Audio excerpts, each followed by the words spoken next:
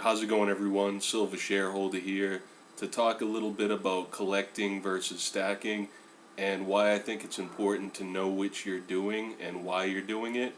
So myself, I've picked up a lot of things over the way that at the time I thought were really interesting or kind of unique, and my mindset was silver is silver, and if I can get something that I think is interesting, why not buy it? But now the problem I'm having is when I'm going to sell some of this stuff, I have a lot of random items, some of them that I'm not really familiar with, and so I have to do the research to find out exactly what it is, what the silver purity is, what the weight is, what the item might be worth in addition to its silver value. And one thing I run across is some of the coins, they might have, say, $1 worth of silver in a small coin, but the coin itself may carry some additional value. The problem is finding a buyer that's interested in it and also writing an accurate description. So now you have to research the coin, write a description on the coin, photograph the individual coin, and then when you figure shipping in, it's not worth the postage on a, say, $3 or $4 coin to go through the trouble of listing it, photographing it, mailing it. So I'm realizing it's just counterproductive to stack all of these various things.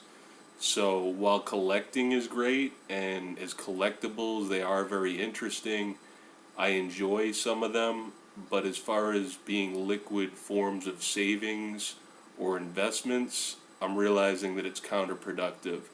And maybe I shouldn't necessarily be sticking, say, strictly with bars or strictly with eagles.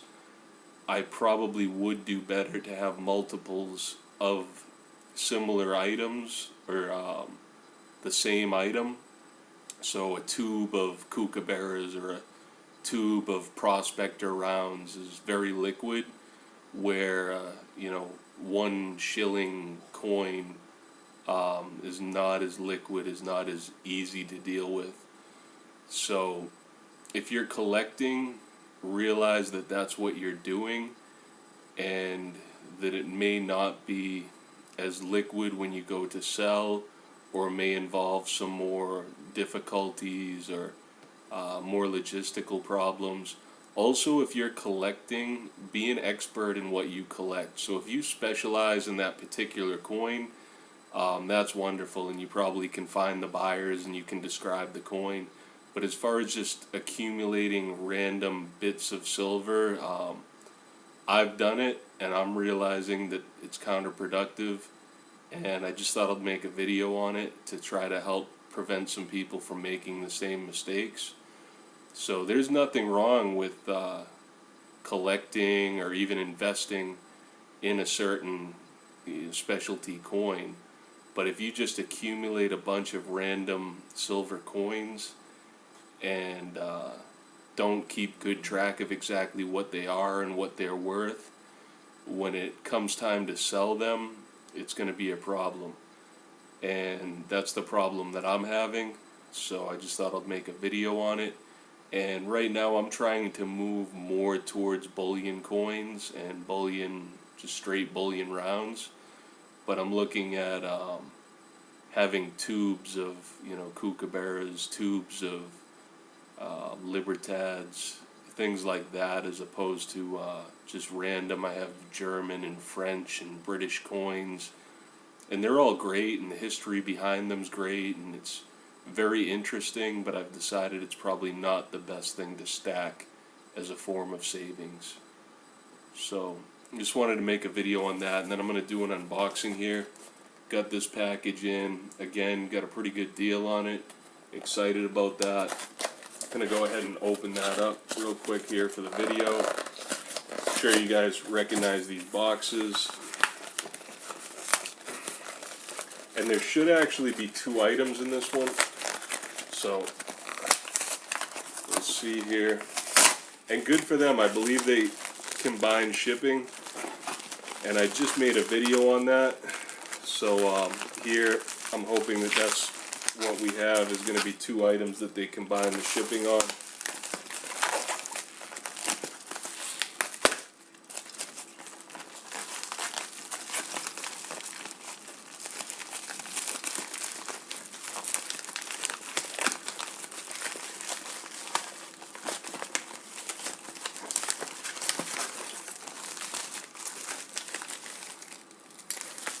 And it is.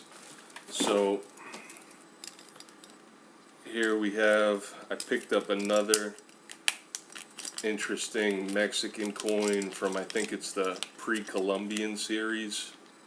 This one has really low mintage. I believe it may be 1500, but don't quote me on that off the top of my head. But so that, really nice proof looking, and got it for right around spot, and with a mintage of, I want to say 1500. I feel like I can't go wrong with that. I'm going to get you a better picture of that at the end of the video. But really nice. That one I think is a 1/4 ounce. And then this one, the condition could be better. But it's a 20 franc. I don't know how to describe that, but I've seen it on some of these. This one more so than the other ones. But some of the gold coins have a like a scuffing kind of effect to them, so it's like scuffed. I don't know what you call that, so hopefully somebody can leave in the comments and explain that kind of like abrasion or discoloration. It's like a dark spot on the coins. Again, I'll get you a better picture here at the end of the video. But yeah, great deal on the gold, and picked up a couple more things.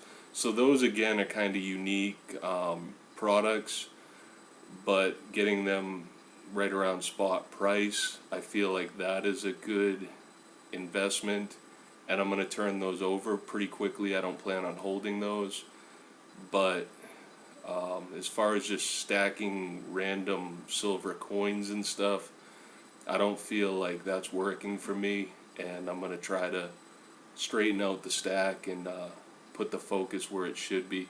Collecting's great, I'm not done collecting, but I don't want to just accumulate a bunch of random silver. So I'm going to have my small collection, and then I'm going to have bullion, the bullion being for stacking and saving purposes.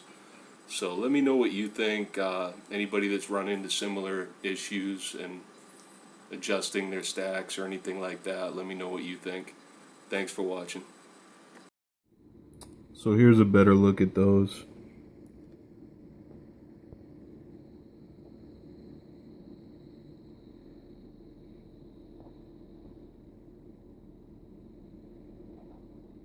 And I guess the discoloration on this doesn't really show up.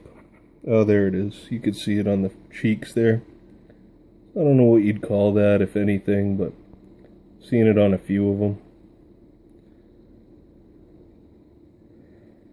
So anyways, here's just a couple examples of what I was talking about on the random silver. And so they're all very nice, but when it comes down to it, what am I going to do with those? And I have to keep track of everything, what it is. So if I were running an LCS or something, if I had a coin shop, something like this would probably be great. Because if you came in, that's probably a $1 coin. But if you came in and were interested, I could probably sell it for, I don't know, $4 or $5 or something, and everyone would be happy. But for someone selling through the mail, if I'm going to sell that on the internet or whatever, what do I do with it? I mean, it's, you know, maybe $1 worth of silver, and by the time I'm done packaging it and everything, it's probably $2 postage, and I've got to write a description, take photos. So yeah, that's just kind of what I'm coming to with these. So thought I'd make a video on it. Anyways, thanks everybody for watching. I hope you're all enjoying SilverShareHolder.com and the deal of the day that I've been putting up. If you haven't taken a look yet, take a look at SilverShareHolder.com and let me know what you think. Thanks for watching.